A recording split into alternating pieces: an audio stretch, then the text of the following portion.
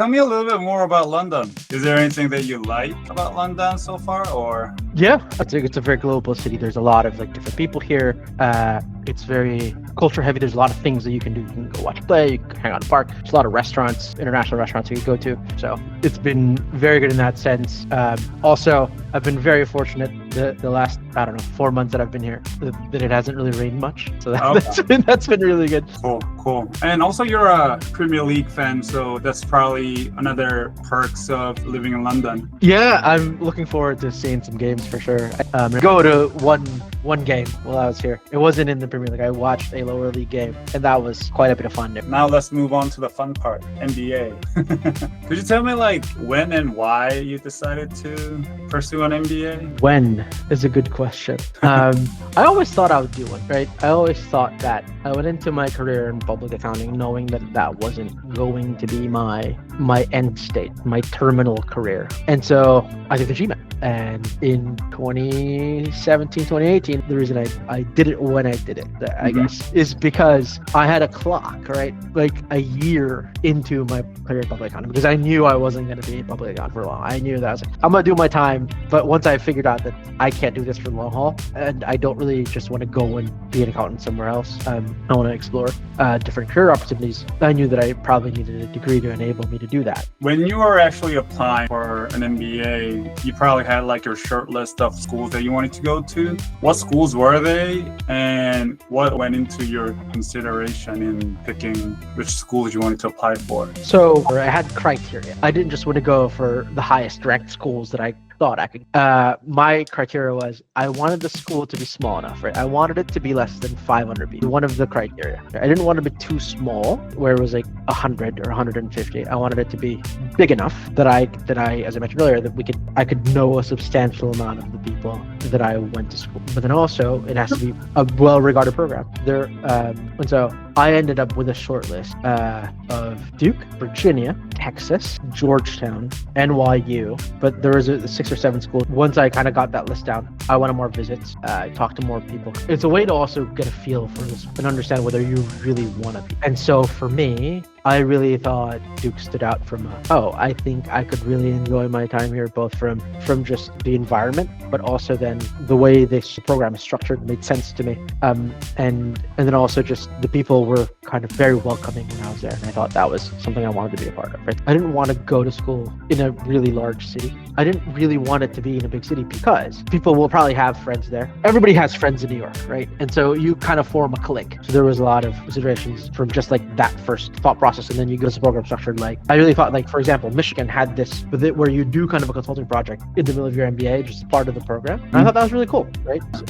there's companies in Detroit in that area that you kind of work with, from General Motors to Shinola. But then I also was like, do I really want to live where it's like 15 degrees in November? It was also a consideration, right? For international students, can't really go visit, fill it out. What are some of the options you think that they can do? MBA students are very good at taking phone calls. Half of what we did at business school is just calls with people or coffee chats of some sort. So I think just have a chat. Talk to alums that are in your country, people that have gone or are going, and then just talk to current students. I think there's got to be people who are receptive. There are ambassadors, right, for schools, right? People have kind of there are roles. MBAs are mostly student led. Ask them about what surprised you the most, and then it'll help you build out a case for why you want to be at that school and why they should take you. I feel like there's not more of the choice than just GMAT ranking, right? I think that's borne out in a lot of people's. If there's like a moment that you remember, maybe like your defining moment of, now school started. I think school started because if you remember correctly,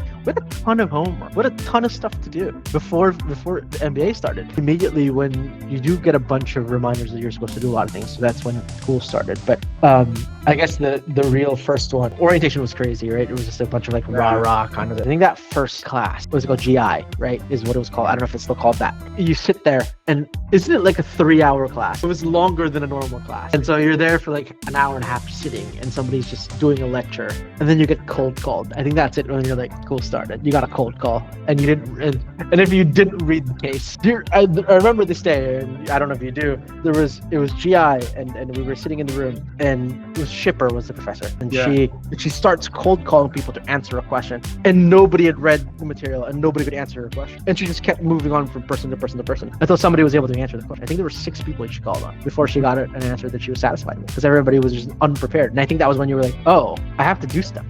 So that was kind of like welcome to school moment, I guess. She was kind of an intense professor. We knew that she was a legend. I remember getting to my seat. I went to Fox to go get breakfast. You got a little burrito and a coffee, and I'm sitting in the classroom. The class started at 8:30, I think, right? And so I was sitting in the classroom, probably like 15 minutes before class, and Shipper walks in. She looks at me. I'm eating my burrito and having my little coffee, and she goes like, "There's no eating in the classroom." And then she tosses me out of the classroom. She says, "You got to go out and eat." And I was like, 15 minutes before class. Well, like there's things that people take very seriously. Like she took the norms very seriously, I thought, right? A lot more than other professors, which was good, because like, if you want to instill discipline in people that, our generation where we have phones and meetings and we're kind of distracted all the time, it's interesting. And moving on, what was your favorite thing about your experience at Duke? And also, like, what was something that was unexpected from your MBA experience? Favorite experience? A lot. Obviously, we had a lot of fun during business school, I thought. I thought the whole and maybe this is just a point of luck, but I thought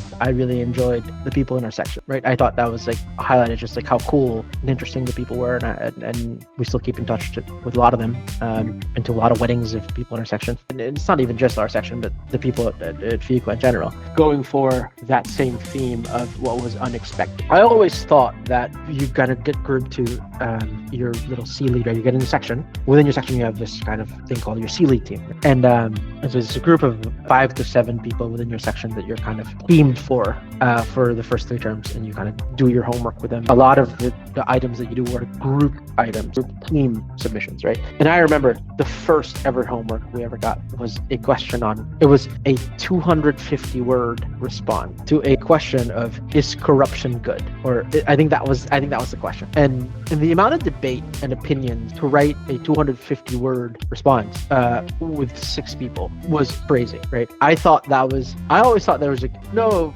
it's gonna be great, like-minded people, all that. And then you get there, and then you realize that when you bring strong-willed and kind of opinionated people into a room, you get less consensus. And a 250-word answer that, if it was just me, would have taken me half an hour to do, took us 4 or 5 hours to hash out. And so that was a very surprising kind of like team. Really is like, it is really growing, right? You're stuck with them for the first 3 terms. I thought that was very surprising. I guess there are schools who have that, the first year team thing. There are schools that they don't have that, but at least for the ones who does have that, you do need to understand before going in that there's a chance you might not get along with your teammates. Yeah, and just imagine, right? Oh, it's like my team, right? I'm not going to name names, but my team had, a person from the country of Georgia, right? I had a person from China. There was a teacher. There were 2 teachers on my team. And there was one who used to kind of sell planes for a living. Very different type of people, very different cultural background. And you bring that into a room to answer a question about something that's, you would think, kind of very easy to have a consensus on. Bring in the fact that you have them from 4 different countries, different genders, different life experiences. And that question that you would think is very easy to answer actually brings out a lot of very varying opinion. And maybe that's why it is the first homework you get. I don't know if it is a real science or if it is just kind of luck, but it does bring out debate. So I thought that was interesting. But yeah, it was very surprising to me that it took us that long. As an international student, I think it's even more difficult if you're in that situation when your English isn't, at a level that you can freely express yourself. So I think that's another thing that, you should consider when you're like coming from outside of the US, adjusting to a new environment. I think it becomes very, not a disadvantage, but it becomes very difficult in the beginning, right? Because you're uncomfortable, you're in a new environment, right? You're thinking and speaking a language that is not your natural tongue. So, compared to other domestic students, you had a lot of like international student friends. I mean, Duke is more welcoming for sure, but there are Korean people who go to different schools, or they're not known for their kindness. So what would you recommend them to do? It's hard, right? So you do see this a lot, right? Cliques form in the beginning, particularly for internationals that maybe have gone up together. So you kind of see,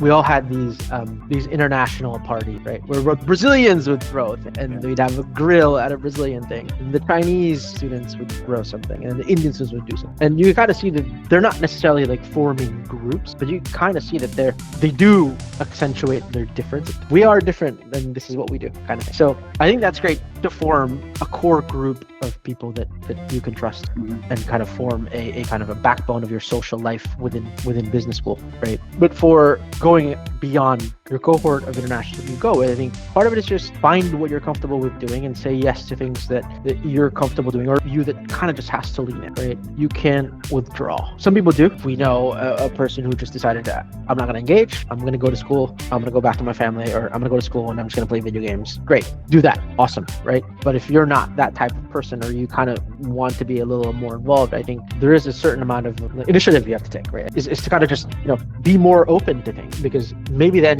yes, maybe you go and you don't enjoy it and it's like, okay, well you can cross that off the list. You don't want to do that anymore, or you don't want to engage with those people anymore. Then you might find something that you really like, right? In a similar vein, right, there's also other things you can do. You can go on trips, or find the thing you're interested in and lean into that. And if it isn't, then you've at least tried and you can move on. Business school is set up in a way, it is what you make of it. You can choose to just be a student and just do that and not be part of any kind of like student life, which is kind of, fine. And some people did that. But if you want to enrich your experience, there's a lot of opportunity to do that as well. I think to a certain extent, you have to be willing to kind of like force yourself to be out there and try to do different things, because like MBA does offer you a lot of opportunities to try different things. So like you have people from diverse backgrounds, so why not, learn from others? So if you don't want to engage in a group setting, find, somebody you want to have a chat with, or interested in kind of their background or what they're doing, and talk to them. Some people throw dinner parties, some people do want to find hiking buddies. The advice is just find what you're interested in. Go into business school having an idea of what you want to engage with, as here are the top however many 3 things I want to do. And I understand that number 1 is get a job, but then the other ones are, I want to travel somewhere, right? Or I want to do this program. So there are opportunities that you can find. You can all see this in a website. Now, again, go back to talking to students, right, that are there. What are the things that have enriched your experience that you think people should consider that maybe they don't? And then when you're there, when you get to your school, wherever that is, you now have an idea of what opportunities are in front of you. Cool. And I have a couple more questions. Is there anything that if you were to go back to MBA, you would have done differently, or are you generally happy with the experience that you had? I think generally happy, yes, right? But obviously there are things I would have done a little differently. I probably would have approached recruiting in first year very differently. I kind of just jumped from thing to thing, which was I was not a very organized first year recruiting person, which probably hampered me in the process. Number 2, although my advice is to take initiative, you also have to take control of it. And I think one of the follies that I fell into was I wanted to do everything. And so I was everywhere, which was great from people know who I am. And it's great as I got to know a lot of people, but it's also exhausting, and trying to fit everything in, you can't, right? So you have to prioritize. And I kind of never really did that in first year. I kind of just went, let me go and do X. And if somebody invites me to Y, I'll do that too. And then it's probably also why in the middle of first year, I got sick, like during the break. And that's probably why too. There's only enough hours in the day. An MBA is busy enough with recruiting and homework and classes and trips you want to take and clubs you want to participate in. And if you also just say yes to everything that comes your way, your calendar becomes very full, and you then pay for that as far as time or exhaustion.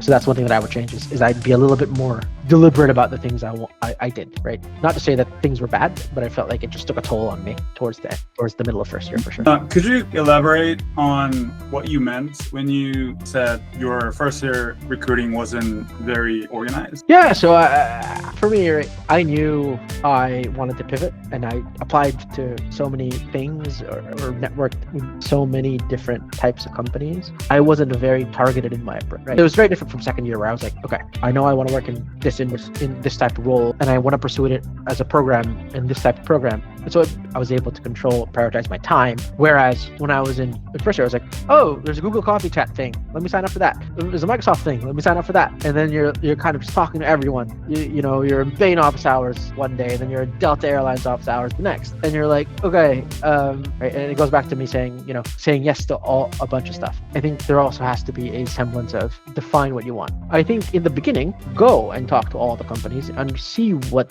roles they have and what kind of career you can carve out for yourself in those companies. Once you've learned enough, you have to make a choice, right? You have to kind of make your list of who your priorities are. And even though we were told to do that, I kind of never really stuck to it. All right, cool. Yeah. One last question. Do you have any words to the incoming students, class of 27 now? Oh wow, it's crazy, right? That we started 7 years ago. No, I think it is just enjoy it, engage, be deliberate and intentional with what you're trying. I think that was a word that we used a lot. I think was intentional. Find, explore, right? In the beginning, explore, for sure, explore. But then once you gather your information, be intentional. You have a finite amount of time. It's 2 years. And 2 years will fly by. So kind of understand what experiences you want to do, experiences you want to have, and then learn who the people that you want to engage with more fully. I think engage, learn, develop an idea of what you want to do, but then also still keep an open mind for opportunities that might come your way. Yeah. Cool. Thank you so much. Cool, man. Absolutely. This Gemini thing took notes in Korean while we spoke in English. Oh, is it really? That's awesome. If we had GPT during our MBA, it would have made our lives so much easier. I don't know, man. I don't know about this. I don't know that it would have. I think it would have. Thinking back, not having it was a bless for me because that probably would have prevented me from learning a lot of things. But at the same time, it would have been so much easier. Reading a case would have been 2 seconds thing. Boom. Yeah, absolutely. I think there's that, which is very interesting. But yeah, I don't think you would have learned as much. I don't think that it takes away from your education, but I think it does take away kind of part of what you're trying to learn, which is how to think, not really how to do, how to structure thoughts. It's hard. A lot of international students will have a lot less learning during MBA, which Well, to be honest, right? Did you find school part actually difficult, the actual school part? In the beginning, yeah, because it took me a lot longer to read the case. It took me hours. I had to read it 3 times to actually understand and prepare my answers for calling and Yeah, I think that's right. That particularly if it's a different language, you do. I know you told me in the beginning, right? You were translating into Korean to think in Korean, and then translate your thoughts into English to answer in English, which I think you learned not to do as you got trained. See all this stuff. One, it'll make it quicker for them to read and learn, but I don't know that it will be advantageous to them for adjusting to thinking and speaking in a different language and kind of articulating themselves clearly in a different language. Right? I think that will be a disadvantage to them, particularly if they want to stay in America, right? Because then it becomes harder for them to think, and when they have to learn that while they're at a job, it becomes much more difficult. That's for sure. Yeah, I agree. Anyways, yeah, man, thank you so much. Great success.